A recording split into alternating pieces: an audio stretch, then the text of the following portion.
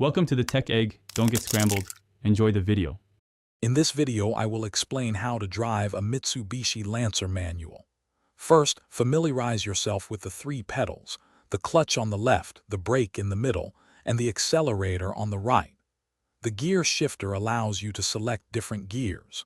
Before moving, ensure you understand these basic controls. We will cover the easy method to get you driving confidently in no time.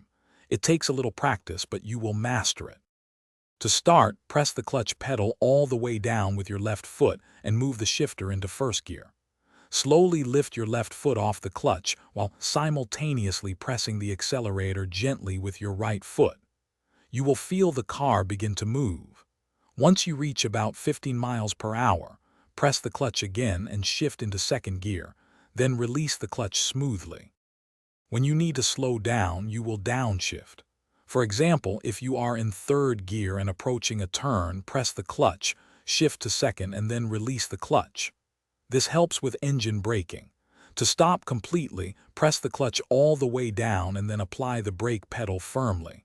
Once stopped, shift into neutral and release the clutch and brake. Driving a manual transmission takes practice, so find a large, empty parking lot to hone your skills. Pay attention to the sound of your engine. It will tell you when to shift up or down. Aim for smooth, fluid movements between the pedals and shifter.